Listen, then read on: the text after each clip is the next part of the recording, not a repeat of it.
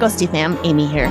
Welcome to The Activity Continues, a podcast where three soul friends talk about all things paranormal. Ghosts, hauntings, psychics, movies and TV shows, especially The Dead Files, and other spooky and spooky adjacent things. We also like to interview people in the paranormal community, as well as past Dead Files clients and other interesting people. Sometimes we even tell your stories. I hope you enjoy the show.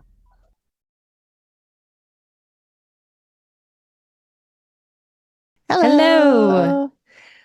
Welcome and thanks for joining us today. Today we are going to be discussing Evil Underground, which is on Max anyway, season 2, episode 16. And on the Travel Channel, whereas Amy watches it, is what? Yeah, so I watch on Xfinity on demand. It is season 2, episode 14. Okay. And then it's something totally different on IMDb. Yep. So, yeah, would you say it was like season 3, episode 22 or something? Yes. Yep. Okay. It doesn't make any sense. No, it makes no sense. And we think we know why it's happening, but it really doesn't matter. So when you're looking, if you want to watch the episode we're going to watch or we're going to talk about, just look for the one called Evil Underground. And it takes place in Rock Island, Illinois. So that should help you. This one was a suggestion from listener Lily of the Haunted Happy Hour podcast. And she asked for this quite a while ago before AP even joined. And it deals real heavily with child death, and not just in history like we've done before, but the client has a child who passed. And so we just really didn't want to make Megan deal with that. Since Megan can't join us today, she is busy with her family doing stuff. And it's just Amy and I, and we only have fur children, not human ones. So figured we would just do this one. And Haunted Happy Hour, I want to say go check them out if you like booze, as in glug glug and scary. They are. If you can't see Amy's motions, everyone, just I'm pantomiming. It's like jazz hands for drinking a beer or a 40 or something, and then jazz hands for ghostly things. It's always jazz hands either way. But it's a really good podcast. They make cocktails, they talk about cocktails, and they talk about ghosty stuff, and they're really cool. Sisters, right? Yes. Yeah. Vanessa and Lily. Yes. And they're lovely. I think they do. Okay. So other than the child death, which is, bad enough, what else are we warning people about today? Really, there wasn't a lot, but just as that warning, it is child death at birth. So that's really the only one that we can think of that isn't out of the normal history realms. But just so that this one, it does deal with kind of that acceptance grief, moving on, or the struggle to accept and move on, all which are understandable. But absolutely, it could be triggering for some who may have found themselves in a similar position. Sure. Yep. On to housekeeping. We do want to welcome more new listeners. We have been getting quite a few lately. And Hey, everyone. Welcome. We hope you like it. One of the things that I did this week, or I guess I should say last week because it's Monday, is we talked about, I think it was episode 106. We talked about creating bingo cards for all of the tropes and cliches and reused script portions that have been happening. There was definitely at least one in this one today. Yep. I picked out a couple. Well, I maybe added some things because I was doing the bingo card while I was watching this episode. Oh, nice. So I pulled a couple from that. So we'll get to that. But anyway, the bingo cards are up. I've already released it to patrons, but by the time this comes out, it will be released everywhere. Basically, what I did is I took Megan, AP, and I all came up with things that we think should be in there. And then I found a bingo card generator online. And I stuck them all in there, and it made 30 cards all shuffled around. So you can actually play, and they're not all the same cards. They're all different. So check them off as you're watching The Dead Files. And I think that's it. Amy, do you have anything? No, I don't think I have anything additional to add to that. Okay. All right. Well, let's get her done. Yeah. All right, so I will do the quick little overview. I did wear one of my Scotland sweaters today, and they're not sweaters from Scotland, but they're my sweaters that I bought to go to Scotland. Right. But I call them that, and because it's March 25th and we had our biggest snowfall of the year. We did. Oh dear. And it's raining now. I mean, That we're was still under a heavy weather advisory. snow. Oh my Yeah. God. Yeah. I It shoveled it yesterday and, there was only a couple inches in the driveway, but it was like, and I mean like 2 inches in the driveway, but mhm, it was so soaking wet. If you've ever had a snow cone and you know how the bottom of the snow cone or the shaved ice bowl gets super soggy and super mhm, wet and a little bit of ice crunch, that's what the snow was that came in. mhm. It was so heavy and wet. And this is what they call heart attack snow for people who Oh, yep. don't take breaks shoveling it. Yep. Yep. I tried to shovel a little bit today. I did shovel yesterday, the back patio, Hmm. and it wasn't that bad. But Did you I'm really lose lazy. Vivi out there? No, I have before, not this storm, but I have before. She'll jump in and then I'm like, where'd she go? Because it's deeper than she is tall. But I do the lazy thing where I just like hold the shovel up against my stomach and walk Hmm. and push. So I did that and that wasn't too bad. But today I went out and tried to get the rest of it after it had snowed another, I don't know, couple, 3 inches maybe, and then rain on top of that. I got like 2 heave hos and I was like, nope, I'm stopping. Yeah. I'll let Greg handle that with the snowblower. Yeah. In the areas where it was colder, so our driveway was fairly warm because it's a blacktop driveway. So Mm, most of that snow melted. But in the backyard where we have a few things that stacked up, we probably had in the accumulation of 8, 10, 12 mhm, inches, mhm. truthfully. I think a lot of people were like, just like Minnesota to get all worked up over a snowstorm, and we don't get that much. But I think people didn't realize how much actually fell and how much melted before it actually Right, stayed. right. Because I looked like it's not that much on the ground, but of course we've shoveled a little too. But a lot of it has melted, like you said. Hmm. But like on our picnic table, it's just solid on the picnic table, and it's at least Yeah. I don't know 8, 10 inches on the picnic table, and Hmm. some of that has melted too. Yep. So yeah, I had it's a to good go. one.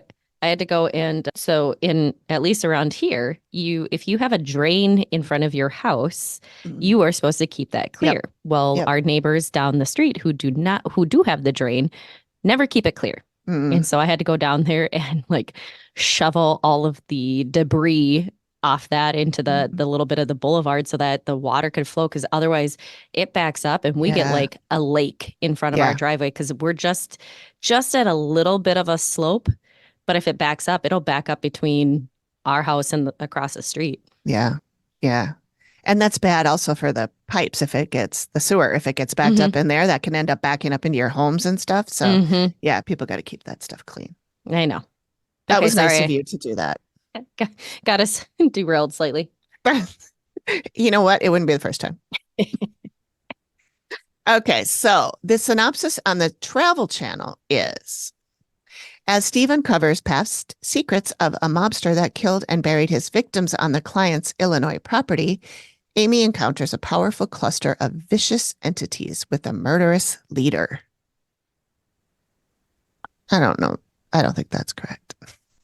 Yeah, that feels like someone took a couple of words, threw it in AI back in 2012 and was Hmm. like, that works. Yeah, because, yeah, I mean, some of that makes sense. But anyway, Hmm. we'll get there. I will say before I get started on this part, I was kind of confused about who the ghosts were versus who Steve saw and stuff. So we can talk through that. But I was like, wait a minute. I thought you said Oh, is that why you had to go back and I watch had it to another watch it. time? Yeah, I watched this like 3 times. I was going to ask, but I was like, we'll get into it We'll tomorrow. we'll get into it. Yeah, I think I've got it figured out. But I'm like, oh, that's goofy. Hmm. Anyway, so this week we're headed to Rock Island, Illinois. The clients are Melissa and Mike and their 2 children, Madison and Nathan. Melissa is worried about her children, particularly her 4-year-old daughter. They've experienced seeing apparitions and shadow figures. The little girl wakes in the middle of the night screaming. Things are moving. They've also felt pushed and pulled while on the stairs. Melissa had another child, Noah, about 5 years before this, but he passed away shortly after he was born. Amy encounters a creepy man in a cloak with part of his face missing. He controls other dead people who are in the trees. They are his underlings. And she also meets an uppity female, prissy uppity female, I think she called her. She senses that at least two people in the house have abilities, and one is pretty advanced. She also notes that one of them has an unhealthy attachment to the dead, and she describes some PK activity too. Steve does his Steve thing and speaks to an author, a historian, and a museum curator. He learns of a mobster who owned the land where the house was built, a family who owned it before that, and going back even further, more Native American stories as well, involving land, of course, and two Native leaders, Blackhawk and Keokuk. Amy confirms that the man in the cloak is Keokuk. Put a pin in that, because that's one of the things I had questions about. She suggests that Melissa go through grief counseling, which should help get rid of the dead and the poltergeist. She leaves them some exercises for Nathan to do nightly, and then she suggests they find someone from the Sauk Nation tribe to do a ceremony in the backyard to release the people that Keokuk has been collecting. They promise they will do it all. Stay tuned to find out if they do. So, yeah, I watched this 3 times because as I was like writing up my overview, I'm like, no, wait a minute. Okay. First of all, I thought the person in the cloak was going to be the mobster. And then when they talked about it some more, and especially at the reveal, it turned out that it was one of the Native American men. Mm-hmm. And she kept saying it was their leader. But the show kept saying that Blackhawk was the leader. But I think where is that Keokuk was also a leader. He was a leader to get the people who wanted to leave, not wanted, but he convinced them to leave. Yeah. Blackhawk was a leader of another group to fight basically and stay. And I think where they were connecting to Keokuk was that he felt like he fucked up. Yeah. Because he convinced them to leave and they said they would have the next property for so long, like the next piece of land was going to be theirs forever. Yeah. For 10 years. Right. They only got it for 10 years. So that's where I got that connection. Yeah. But yeah, I was wondering if they cut it awkwardly that just made it feel like was there more that should have been there and not just the I don't know. Well, I was confused because they called Keokuk the spokesman and they called Blackhawk the leader, and Amy kept saying it was their leader. But then I Googled it and they were both leaders of the same tribe. Yep. And I have a link in the show notes if anybody wants to read the story. Yeah. But anyway, okay. I have kind of like when Amy's opening here, I know we always have the little bit of Steve going in, his ring shot every time. Yeah. And he's talking about who he's going to go see. But then when Amy opens, Matt is going through and lots of family photos and the kids' names to remove. And her statement, there's a lot of freaking dead people here. Yeah. Very, very negative. There's like people under the trees. Yeah. That freaked me out. I like that name for a title too, People Under the Trees. And I noticed she was wearing earmuffs the whole time. I know. I noticed that too. I'm like, do they not have heat in this house? Yeah. Maybe they came in the middle of the night and it was just really, really cold. I mean, it's Michigan. Could have been if it was winter. It's Illinois. Oh, you're right. Illinois. Same thing. I mean, they're states near each other. I know they're not the same thing. I think I'm thinking that aren't Lily and Vanessa in Michigan? Iowa. Oh, okay. Never mind. I lose on all accounts. They're right down the road. Right down the road. Okay. For some reason I thought they were in Michigan. You know what I think it is?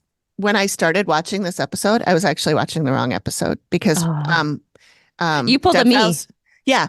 Well, because I had already watched I had like scrolled through it so that I could get the transcript so I could work off of that. And so I had the next episode. It went to the next episode and I'm like, Water Villette, Michigan. I swear to God, we've already done this one. And then I looked at the numbers and I'm like, oh, God damn it. It's supposed to be Rock Island. So that's where I'm getting that. Okay. Not that that's any excuse. Glad we discovered where we were at. Oh my God. Okay. I even said it not 10 minutes ago, Rock Island, Illinois, but whatever. Okay. So, yeah, he had to remove that. And then, so this is where she sees the creepy dude in the cloak, missing pretty much his whole face. Yeah. I'm not sure why Keokuk would have been missing his face. I mean, I don't know how he died, but the only thing that like later on, Amy talks about how there's the lineup of people and they're in various stages of Hmm. decomposition. Hmm. That's the only thing I could think of that might connect that, but I don't feel like that was in that connection, you know. Hmm. And that part was never really clarified to us at all. Yeah. Yeah. So yeah, I also thought it was interesting as Steve is interviewing Melissa for the first time, and she says that her main concern is for her daughter, Madison, Mm-hmm. who's 4, because she doesn't want her to be afraid. She wants her to have a normal childhood and everything. And then we find out that at least 2 people in this family are mediums, but the boy is the Mm-hmm. one that is the advanced medium. Mm-hmm. Yeah, So, I thought that was really interesting. And just to clarify for everyone, we've got Melissa and Mike. Then we mhm, have Nathan, who is 7. So he was mhm, 2 years old when his brother was born and passed. And mhm, then we have Madison, who is 4, who would be about a year younger than Noah would have been. right, right. And they moved into the house, she said, about 5 years ago. So it must have been right around the time She said she was before he pregnant was with, born. Yeah. yep, she said she was pregnant with Noah. I actually thought that she was pregnant with Madison when she said they moved in 5 years ago and that Madison was 4. Yeah. So I got a little confused right off the bat. And then we went into it. There was one thing that Melissa mentioned right away that was completely like glassed over for the rest of the episode. But she saw down in the basement when she was pregnant with Noah, she remembered very vividly seeing a shadow person. Yes. And then it's never Yes. talked about. No, I We're, know. And I thought that was weird too. we hear some stuff about other beings in the basement, but there was not that piece just was never, tied in. So Yeah. Yeah. I thought that was odd because I certainly thought, I wonder if that had anything to do with, but I mean, she did say that they knew partway, halfway, maybe yes, through the pregnancy they that knew the through the baby would not pregnancy that the survive. baby would not survive, and or that Noah would not survive, and that it was still very difficult to accept that Yeah. at that point. Which I mean, I completely Yeah. can completely understand that for anyone. It's and especially in the time of the world that we're in today, Hmm. and hearing about some of this stuff too. So, Yeah. Yeah. That's tough stuff. mm-hmm, Melissa does show Steve a picture of the baby, mm-hmm. and he says later that it was taken just before he passed. So it's a sad picture, and they show it like 5 times. I know. I did note that though she said that there are 2 people here who are mediums. One is extremely developed. It might be a child. And I wrote, did you have that on your bingo card? Yeah. Because that is on the bingo cards. Though being very developed, like Yeah. Amy was very much like, what is going on here? Yeah. Something's weird. Hmm. Yeah. Um, and she does talk about that a few times throughout, but she does also kind of intermix different things. She said there is a living person who's very attracted to death. They Hmm. want it around. This person is held on to family members or friends. My brain went right away to Melissa. And I put in here, we've heard Amy talk in similar manners with others about something like this. I don't know if it's so much considered an obsession or an attraction to death as not being able to let go of Yeah. what they lost. And I put Yeah. this in there before I got to the end of the Mm-hmm. episode. But that's definitely something I think I can fully understand, even if it's not been a child, but it's been Mm-hmm. other things. Like all of a sudden you want to go talk to someone and you're like, they're not there anymore. Yeah. I can talk to them, but I'm probably not going to hear them. That's, yeah. And when she said they're attracted to death or obsessed with it or whatever, Mm-hmm. it makes it sound like they're like a goth chick, Mm-hmm. who is interested in herself dying. Yep. I think what she really meant is that she is attracted to Those who people have, that yeah. have passed, Yep. not death in general. Yeah, I think it's one of those that, when you get a term stuck in your head and Mhm. you've used it once, but now that's the only thing you can think of. Yeah. That's kind of how I figured this kind of played in using the obsession or attraction. I think she's obsession of that loss of that Yeah. person and never being able to not even just saying let go, but to be able to build Accept. up and move on in a healthy manner. Mhm. I think that's where that is coming into play. So yeah, I'm right on the same page with you. Yeah. I think we both noted, I did glance at your notes. I didn't read everything thoroughly, but I did see that you also noted this when Melissa's talking about this is when they go into the basement. And she says they both feel really uncomfortable down there. And she says it's when you are going up the stairs and it feel like you're being chased up the stairs and you Mm-hmm. got to run and get to the top as quickly as possible. We have seen that in other shows, but that used to happen to me when I was little. And I mentioned it to when I first saw it on the Dead Files. I mentioned it to Greg, and he's like, "Every that happens to everybody. Everybody has that." And I'm like, I don't know if everybody does, but I do think it's pretty common. Mm-hmm. Yeah, I think that plays into that factor, especially for those that are younger when you've kind of got that like fear of the dark sort of thing, or you're hearing, some of the like first ghosty stories from people or the Mhm. made up camp stories, that kind of thing. And now your heart races when the light's off and you're like, I got to get up the stairs. Or, and those, I can remember vividly.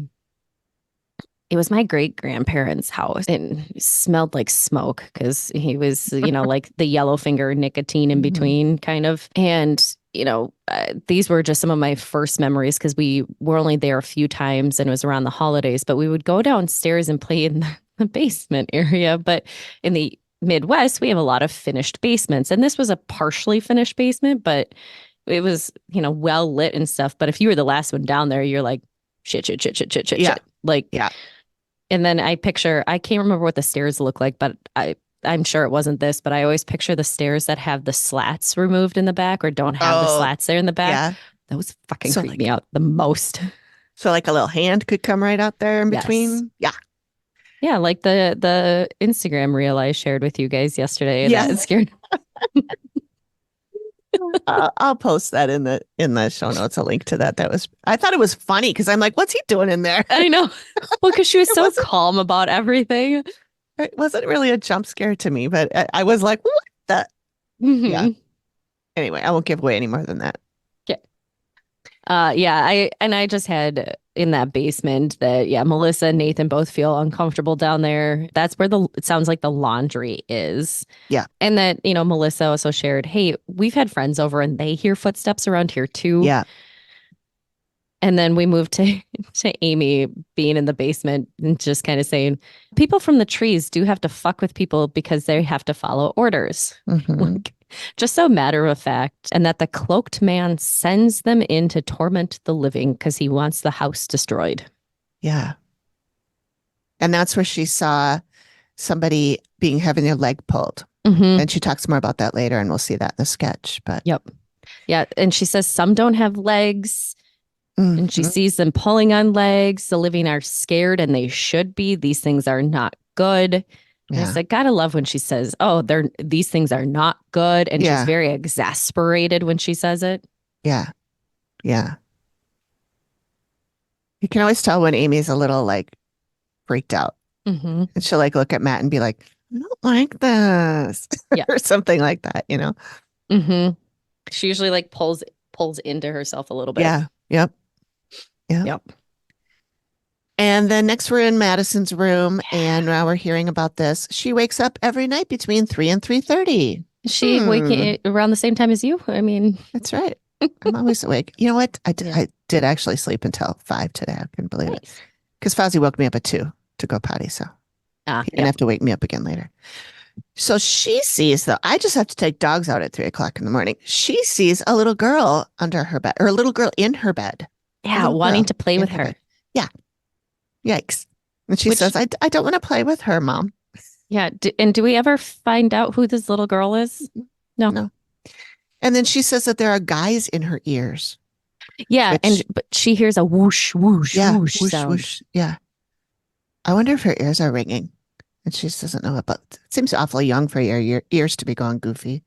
I get that, but I'm old. Well, and okay, so there's one part of this that bothered me. Like the mom, Melissa, was like, yeah, I don't like being in here by myself. So I can't imagine how Madison is in here at night by herself. And I'm like,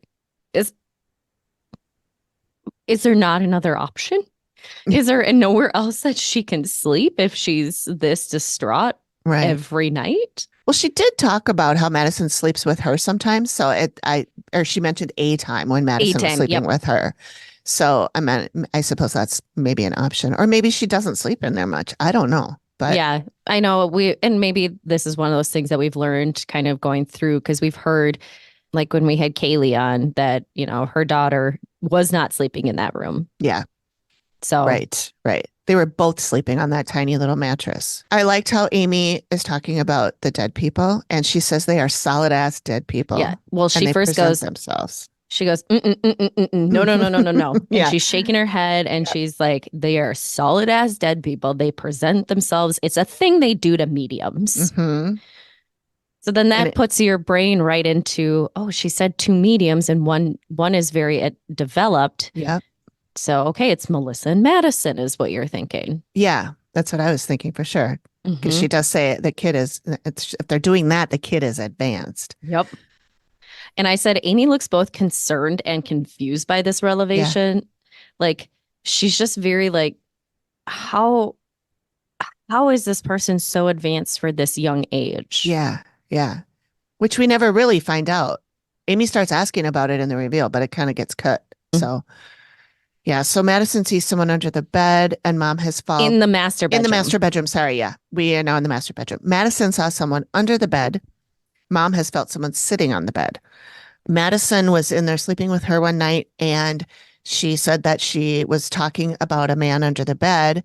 And then when Melissa's like, no, look, the bed's right here, there's only like 2 inches at That's most of I space under the bed. okay. Yeah, because it's on 2x4s. Yeah. Basically, the bottom part of the frame is a 2x4. So Yeah. in my head, I'm like, why aren't you just putting that on the ground? Because you can't get a vacuum under there. That is just a suck hole for socks and little things to get pulled Right. under the bed because Well, maybe they shift.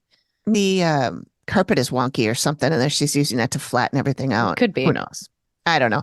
But there was not room enough for Mm-mm. a human or an animal to be under the bed, except maybe a mouse. But I mean, I imagine that a Yeah. ghosty person can fit under any bed, Well, yeah, because you know? Melissa says, "Look, you can't see it," and Madison goes, "It's right. It's He's right right there. there, Mom." Yeah. So, And then she said she had Madison draw a picture, but she mhm, didn't keep the picture, which was unfortunate. But yeah, she drew a circle and a frowny face with red circles, which made me think that this was a person who died of some sort of disease. that's what I was thinking too. Yep. With red circles all over his face made me think of like a pox Hmm. or some kind of I can't even think of the other kinds of diseases. But one was it there's another disease that we've talked about because of the dead files before. And it was something where a lot of people had it. They were set, it wasn't Yellow TB. fever, Is it yellow fever? Maybe, where they had lesions cholera. all over their faces. Yeah, So it could have I don't been remember that. which ones I don't have remember either. which ones, but yeah, there's both of those were very contagious Yeah. diseases. Yeah. Yeah. Yeah, and I was like, okay, is this like the guy that Amy mentioned that's missing part of his face? Is that what she was Yeah. drawing with these circles? We don't really know for sure. Yeah. And then yeah, Melissa describes that somebody sitting on the bed and I'm like, yep, I have felt that. I know exactly what Hmm. she's talking about there. Yep. But I didn't have the like being scared or worried feeling, just the like, Yeah. who is this kind of thing? Yeah. It always feels to me like a pet. It always feels like Hmm. an animal. And then when I get up and look, everybody that's supposed to be in the room is laying there already and is fast asleep, Hmm. or I'll feel somebody get up and leave, but I'll Hmm. look and everybody's there. Hmm. So, Yep, I also know that. With the master bedroom, though, I don't think we had a lot from. Uh, there wasn't a lot of tie-ins that Amy had, other than the mhm, dead are coming in from outside. They're the tree people. mhm, So many of them want to come in, and Matt says, "What are they trying to do?" And Amy just says, "Hurt them." mhm, in a Just very so matter creepy of way. fact, and it was the cutaway scene. So she was Mhm. just like, "Hurt them." Great, And then it goes awesome. boom, Yep. the transition. Yes. Now we're talking to Mike. This is Melissa's husband, and Get your bingo cards ready. yeah. We have skeptic husband. We have, which is on the bingo card. He doesn't believe his wife or hadn't believed his wife. But now that the daughter is in the picture, she is telling him the same stuff and he believes her because Hmm. she's so small. Now I'm wondering if this means that he now believes the wife as well, Yeah, or is he still thinks she's full of shit? he said, he said something along the lines, I tend to believe Madison because she's so small. And he said, Yeah. okay, so without saying it, you just said you don't believe your wife. Mhm. Yeah. Well, he did. I mean, so it was hard for me to believe. Yep. Yeah. So he and the experience that he's had, and they kind of dwell on this a bit more than I feel like they needed to. I feel like I could explain this away. Not that Yeah. I know exactly what happened, but I can certainly come up with a thing. But at any rate, Hmm. he's obsessed with a shopping cart. That was full of Yeah. Full toys. of toys, a shopping cart, little, kids' little shopping cart, little Fisher Price or whatever that is. Hmm. And it was sitting next to her bed. And she woke up screaming. He came running in. The cart was in the middle of the room and it was pointing a different way. And then Steve said, "Did you ask her what she saw or why she was screaming?" And he just said, "I assume she wanted it back by her bed again." Yeah. So either he didn't ask or she didn't say, or maybe it was long enough ago that she wasn't really that verbal. I don't know. But so Well, he he put it, did say when she was little, and I'm like, dude, she's 4. she's 4. She's still little. Yeah. Is she not little right now? Yeah. She's gonna hitch a ride out and move out to California. Yep. So yeah, he put it back by the bed and he showed where he put it and he put it like where it looked like where it would be like right by her face, kind of right by her pillow on the Hmm. floor, but and then he said a half hour later he went back to bed. She woke up screaming again. He came in and it was in the middle of the floor again. Yep. And it would, to note, it was on a rug, but not like a super plush rug. It was kind of Right. like if you push something across it, it's going to move on that kind of rug. Yeah. So I'm going to put my skeptic Greg hat on. Hmm. And what I thought is it was sitting next to her. She tussled around at night. She bumped it with her foot or something. That woke her up. And when she woke up, she could see it rolling into the middle of the room. Hmm. Yep. I also want to say we later find out that the house was built in the 40s. Right. So there Oh, is some right. settling and things Yep. that can happen. So Yep. especially since the way that he described it was that it rolled into the same kind of position. And Mhm. yes, it was angled a little bit, but again, it's on rug. So it's not like it's going in a straight line.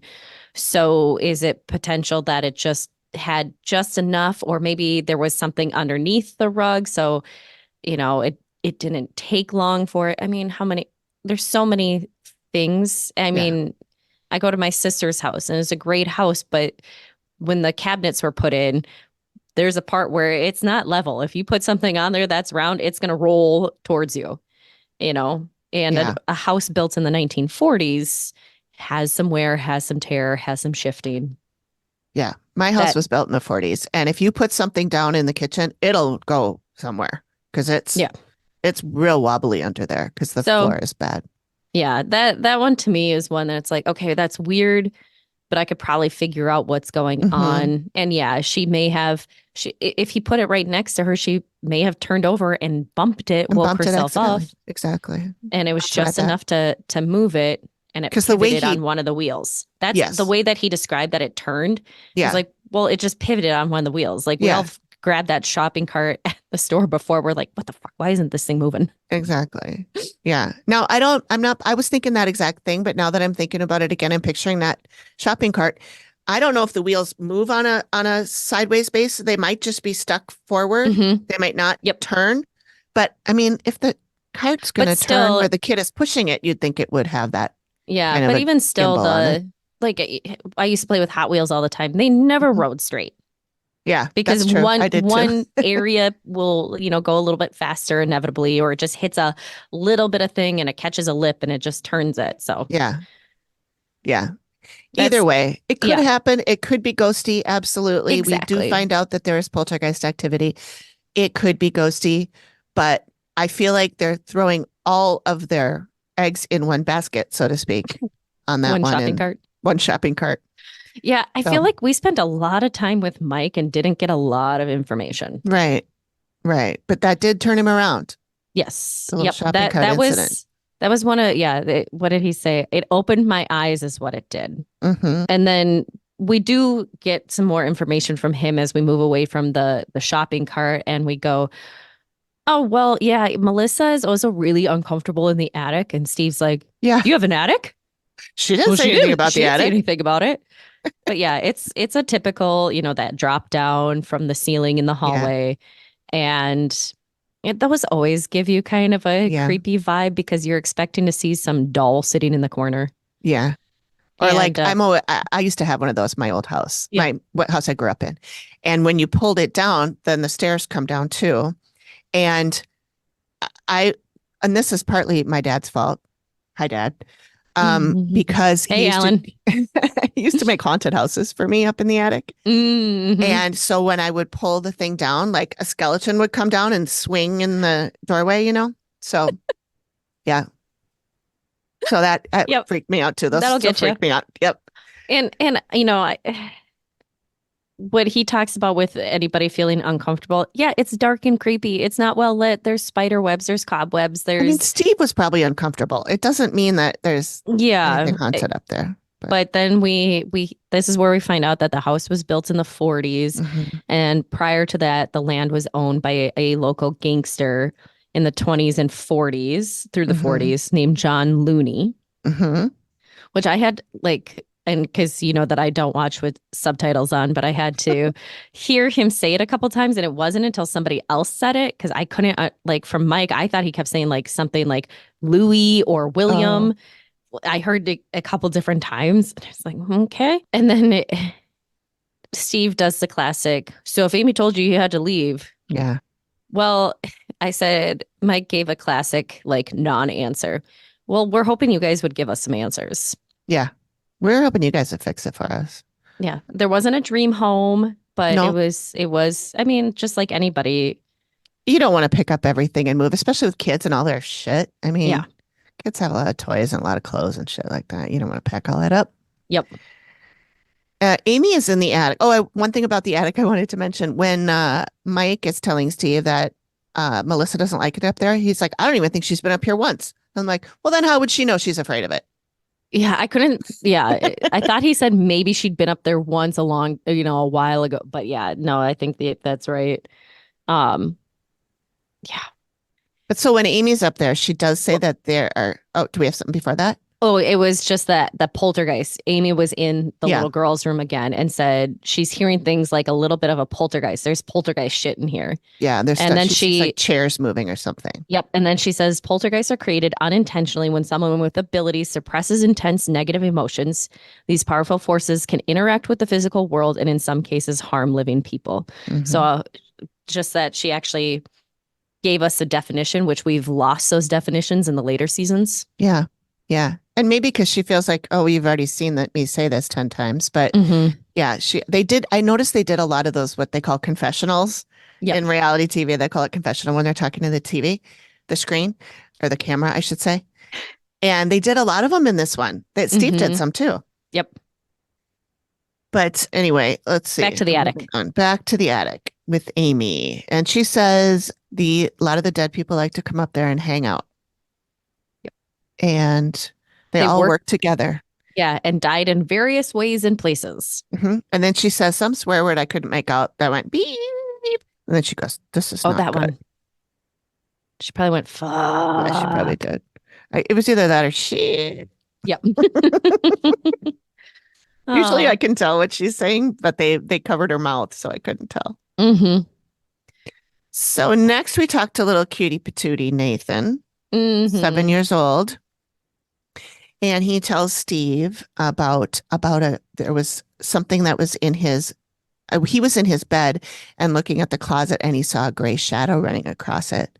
Yeah. And then Steve goes, which closet? And then he points all creepy, like, when little kids point at something creepy. He just pointed creepy at it. I have a picture of it. Yep. And he just says, it looked like a person. And no, he didn't tell anybody about it. Yeah.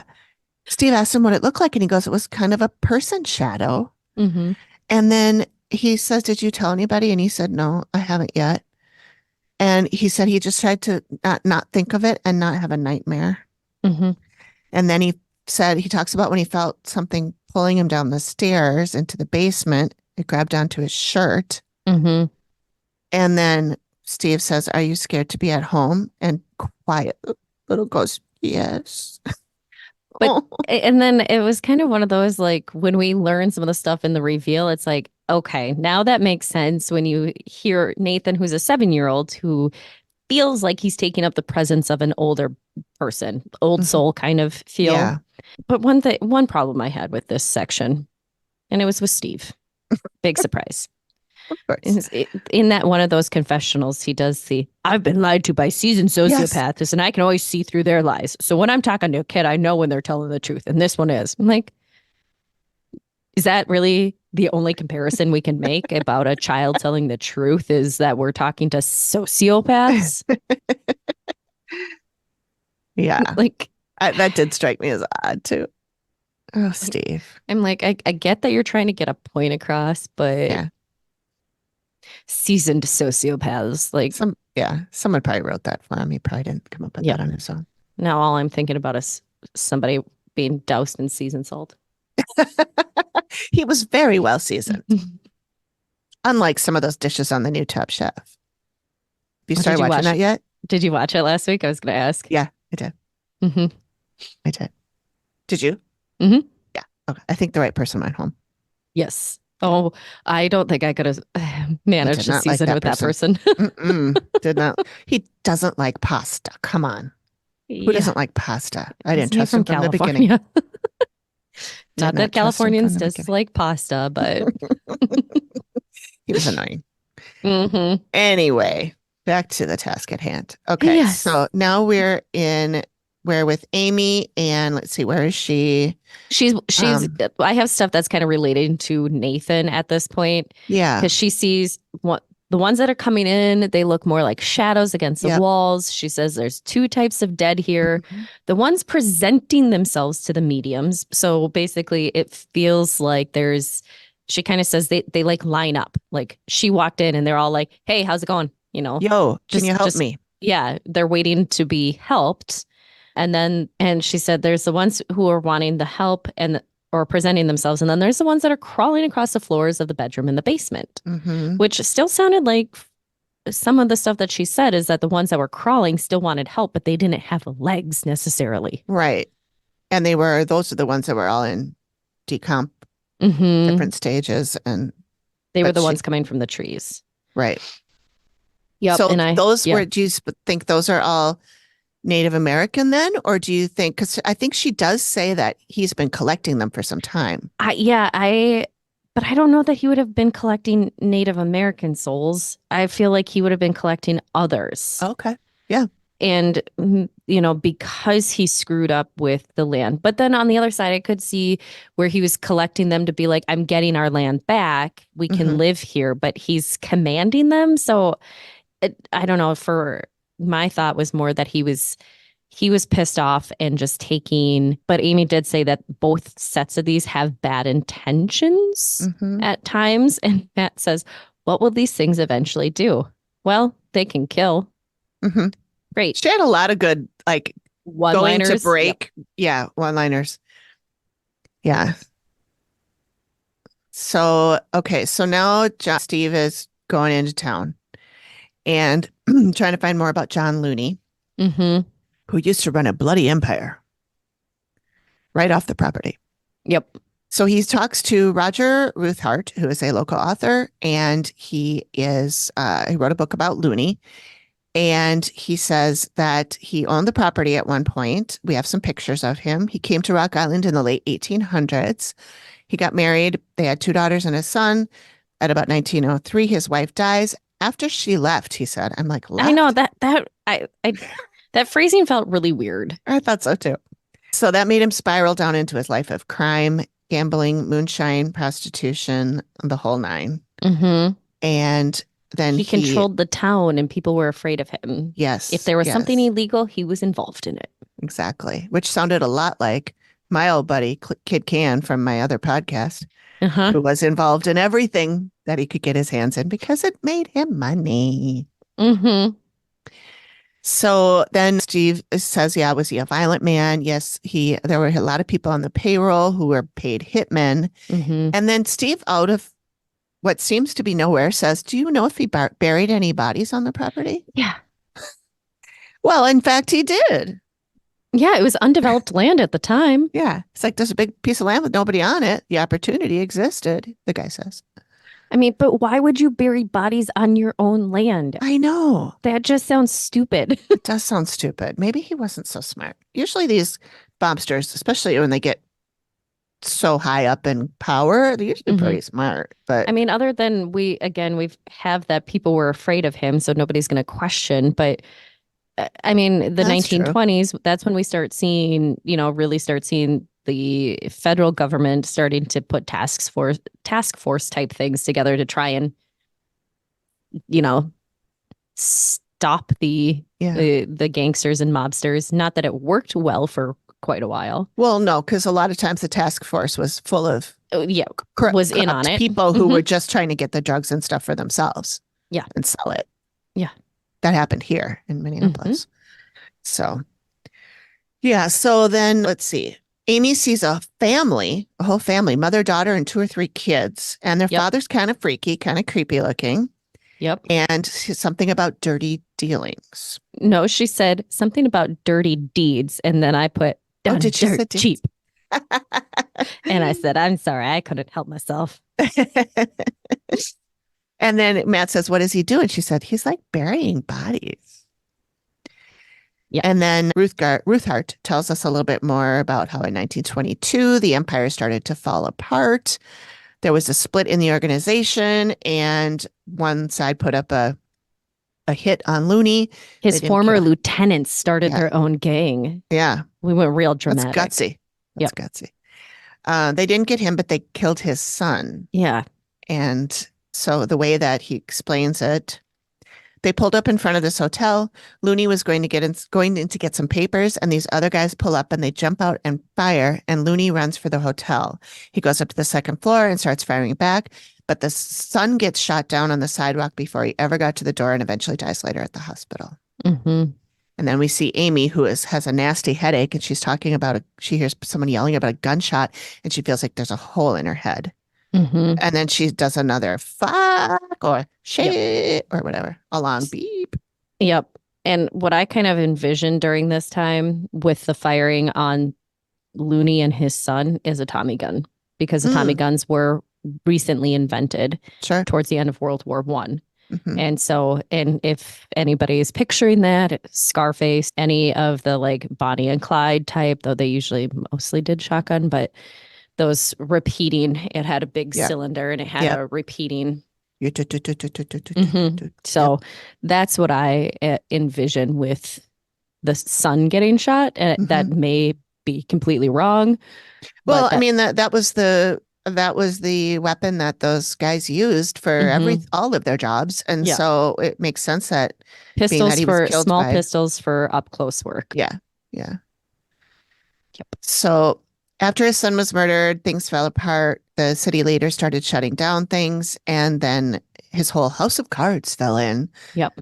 Feds went after him. They finally got him on a murder charge. He killed a local bar owner named Bill Gable, who refused to pay him protection money. Mhm. He was found guilty, sentenced up to 14 years, but he only served 8 of it.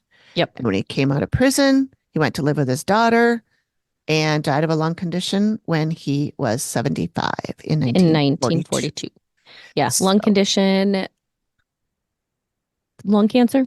I mean, Yeah, probably. he probably was not one to not smoke. Yeah, everybody did back then. Mm-hmm. Yeah, and we see Amy talking, like you said, about the nasty headache. Guy in black, early 70s, fairly recently dead, sees bodies all over the place, throwing them in the ground. No one likes him, and he was evil. Now Steve's at the library digging through the archives.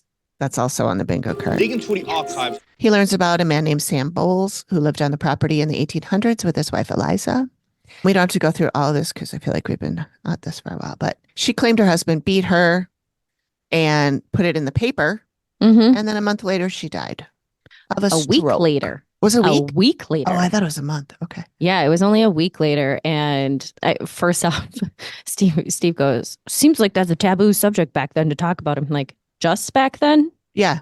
I don't think any woman who is abused is going to put a notice in the paper about it. Yeah.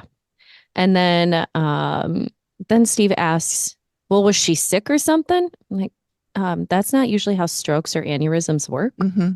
Yeah, those usually creep right up on you. If it was a stroke or aneurysm. However, if there was also Exactly. domestic violence, it could have been a head injury. It absolutely could have. Or, yeah, it could have been something resulting from a head injury. Correct. Yeah, for sure. Mm-hmm. And I read the little death notice in the paper that he was looking at, Mm-hmm. and it does say that she had gone out to dinner. They call it dinner at noon. Had a hearty dinner at noon in the company of her son-in-law John Kay. So they had a daughter.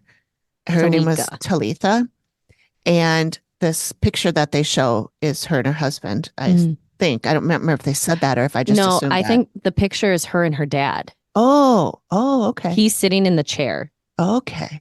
That's what I gathered is that was her I and bet you're right. the Yep, dad. Samuel. Okay.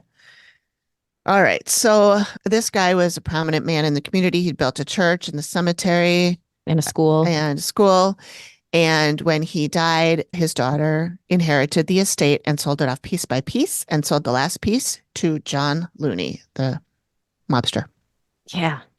And I did look this up a little bit. Eliza was his second wife. His first wife was Margaret Porter, and she died in 1854. And he married Eliza in How 1860. how was it spelled? Mirgaret. Like Interesting. Margaret, but with an I Yeah. instead of an A. Yeah. Interesting. Yeah. So I noted that I don't think that this family really showed up too much in Amy's stuff, except she did No. say she met a prissy, uppity Uppity woman. with a So that lace could, dress and a high collar. right. And that And picture of parents, Talitha looks like that. yeah. And that parents may have died young. Yeah. We don't know anything about her parents. No, no, her mom died and her dad died in 1893. She was born in Oh, 1861. yeah, So, Talitha. No, I was thinking of Eliza. I was oh thinking it was yeah, Eliza. But oh, yeah, it was it could be probably, Eliza too. Who knows?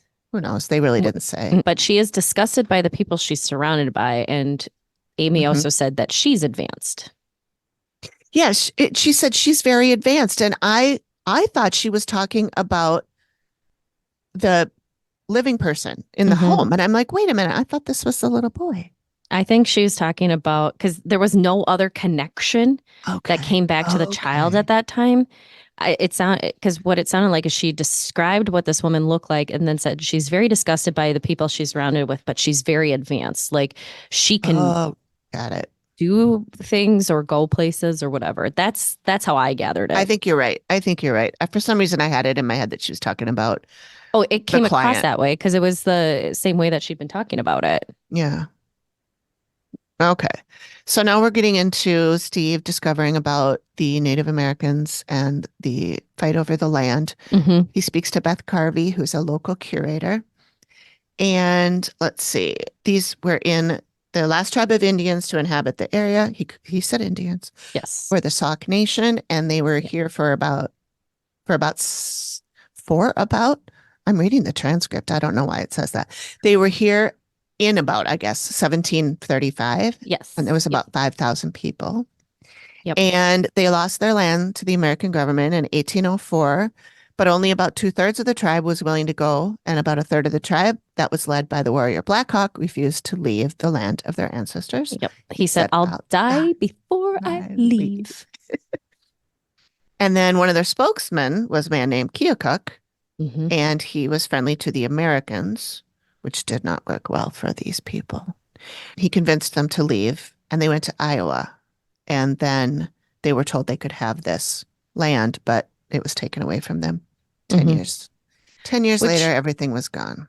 interestingly, 1804 is before the Louisiana Purchase, too. So before all of that, France gave up a very, very significant piece of land for very little money. Mm, But yeah, they had Black Hawk felt disdain towards Keokuk, and then the rest felt him to be a coward or a traitor, even still through today. hmm. He is viewed in that manner. Yeah. They were given the land for forever, and 10 years later, they would lose it all.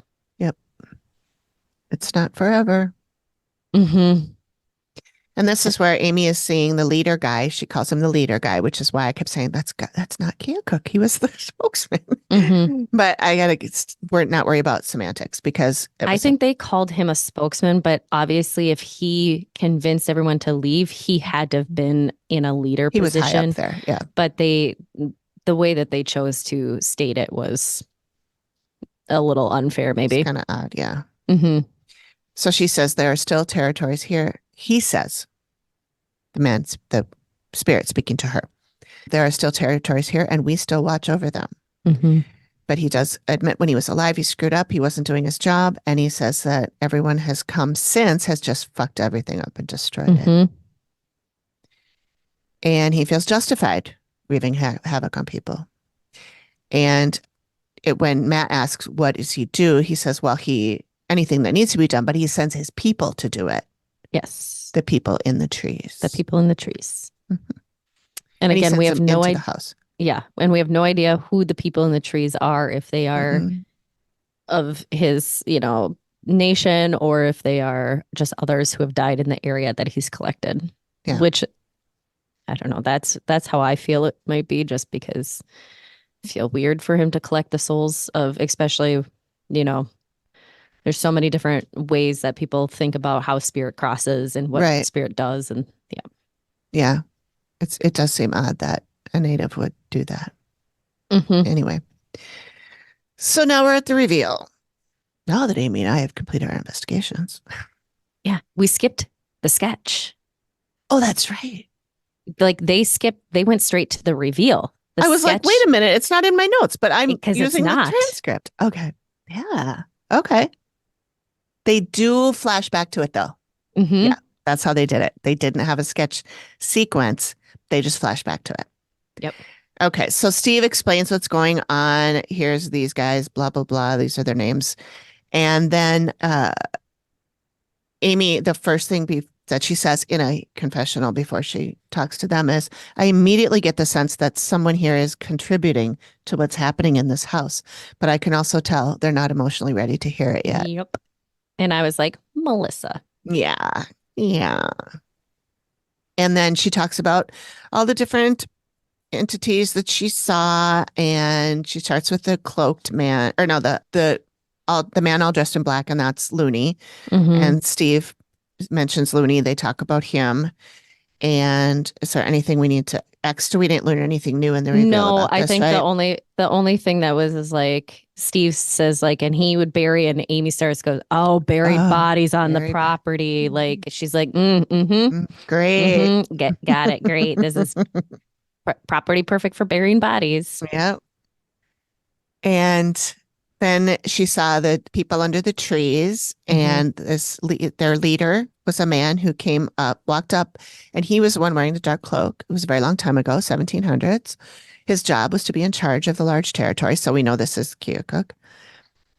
And Steve connects that. Let's see. She says he does it psychotically too well for watching over the territory now. Yep. And the tribe feels that he sold them all out. We learn the person under the bed is likely John Looney. Yeah. Yep. Which, creepy. Yeah. Yikes. What would he be doing under there? I don't freaking people out. I guess. Yeah, she said, Steve asked if it's someone else, and she goes, no, it's him, and points to Looney's picture. And then Melissa says, I've got goosebumps. Mm-hmm. She talks about the basement and the dead people that were sent to destroy the house. They're all naked in different levels of decomposition. Mm-hmm. 2 of them want help. Mm-hmm. Then she talks about seeing the person doing the laundry. And this is when we see the sketch, which is Melissa doing laundry and a woman laying on the ground, kind of crawling toward her, sort of, and grabbing onto her pant leg. I thought their reactions were very indicative because Mike goes, oh, that's scary. And Melissa says, it's sad. It's like she's reaching out to me for help. Mm-hmm. And then Amy goes, well, I did get that a female is a medium and they want, they do want help. But there is a fine line between obsession and help. And they start talking about the unhealthy obsession. Yep. And then she says that, these obsessions and people can inadvertently harm you. Yeah. And then Melissa does confess that she's had abilities her whole life and has Hmm. always assumed that she has abilities, but she just hasn't really developed them, I guess. Yeah, she says she's never been scared of them until her Mhm. daughter started having bad Mhm. experiences. Yep. And then Amy talks about the child who is extremely open and very well developed, which is interesting. And she said when she went into the bedroom, the dad lined up and greeted her like an introduction, Hmm. and she was shocked. And then Steve goes, "Was this Nathan's room?" And she's like, "I don't know. It had bunk beds in it." They said, "Yep, that's Nathan's room." Yep. And she said those being lined up and greeted, it's usually for something very advanced. So Hmm. she said Nathan's very advanced and that Madison also has some Hmm. abilities, Hmm. Yep. which kind of, explains again, like I said earlier, the Nathan just seemed like cool, calm, collected when he Yeah. was being talked to about Yeah. stuff. So, Maybe he'll be somebody who can really control it and mhm. help people with it. I mean, maybe that's his Well, and calling. Amy gets to what I think she thinks is the root of it. And she said, has something traumatic happened to Hmm. him? So then Hmm. they tell the story of what we said earlier of Noah. Nathan was only 2, Hmm. but they knew halfway through the pregnancy that something was wrong and life would not be viable Hmm. outside the womb. And Melissa acknowledged that she didn't accept that. And Amy's kind of like, oh, knowing all of this, it all is making sense now. Knowing that story, everything is making sense to her. Yeah, I felt the adult medium.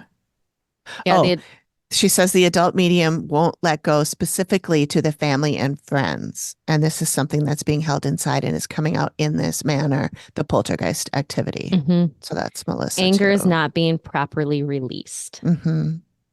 And Melissa said, I've had other people tell me I haven't grieved Hmm. properly for Noah. Yeah, And I which, said, this is not surprising, especially if she struggled right away.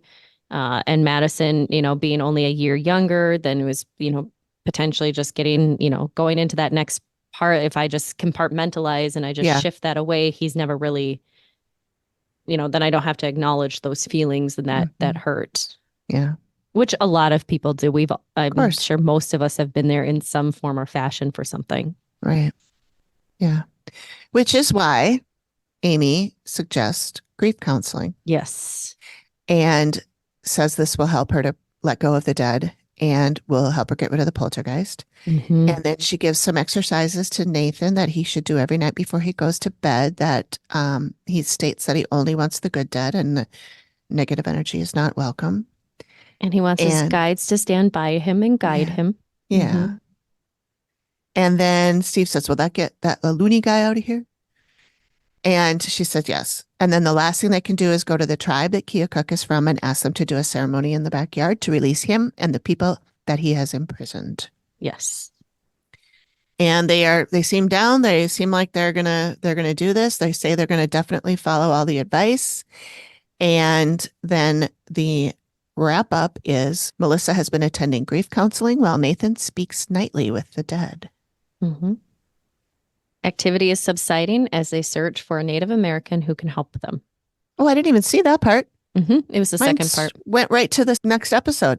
There was the second part is, yep, Okay. that it's subsided and they're just trying to search at that point in time for someone who can help perform that Okay. ceremony and release Keokuk. All right.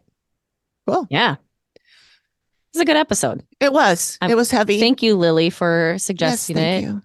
It was heavy, but it's also, it's helpful to talk about these sorts of things too. So if somebody's out there and feeling like they can't, look into that grief counseling or anything that you may need. Yeah. There's, you're not the only one who's ever been through it. Right. Right. And there's the other side of it, Hmm. it's coming out the other side. Yep. Okay. So thanks for joining us, everybody. AP Hmm. is going to tell us what we're doing next week. We're very excited about that. Yeah. Well, our next few weeks, we've got some interviews lined We up, like do. several in the Several. coming weeks here. So next week, we are super excited to say that History Goes Bump, Diane and Kelly will be joining us on our podcast. They Mhm. hosted us a few weeks ago, as you may recall. And it was such a blast that we asked, hey, would you be willing to come and chat with us and share your stories? So we can't wait to chat with them again and see what fun stories they're willing to share. If you haven't had a chance to check them out, they have like 10 years of episodes to choose from. So there's something for everybody. There's a little bit of history. If you're wanting to go somewhere, maybe you're looking for some excitement, do a little search and see what you can find. Yeah. Yeah. They have a lot of great episodes. And like I mentioned before, I was listening to them way back, maybe not 10 years ago, but maybe 8 or 9 years ago when I started listening to podcasts. And so I've been listening to that for a long time, and they're really fun. And there's a good dose of history. There's a lot of fun stuff. And so listen to their episodes, but then you'll hear us chatting with them next week. And then we have, after that, we're going to be talking to clients from, I forgot, I didn't write it was down. one of our spring break episodes. Yes, it was one in Florida. Yep, it was the one in the Everglades. Yep. And so the mom, Michelle, and the daughter, Krista, will be on that following week. And then after that. And Krista was the one that had childhood leukemia. Yes. Yes. Yep. That's how you might remember that episode. Yes. And she had abilities, right? They both did, I think. Yeah. So that'll be fun to talk to them. So I won't give away what we're doing the next 2 weeks after that. It's pretty exciting, though. Woo woo. So stay tuned. And we will see you guys next week. Yep. Bye. Bye.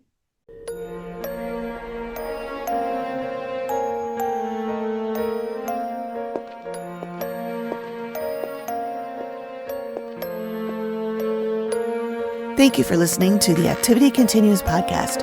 We really appreciate you giving us your ears for a bit. Please reach out if you have a spooky story you'd like us to share on the show. We can be reached at theactivitycontinues@gmail.com or through our website or any of our socials. Links are all in the description of the show. Please feel free to drop us a note and say hi. And join us next time when the activity continues. The Activity Continues is produced by me, Amy, at Collected Sounds Media and is part of the independent Collected Sounds podcast network. We are also proud members of the Boo Pod network of super cool podcasts. Nailed it.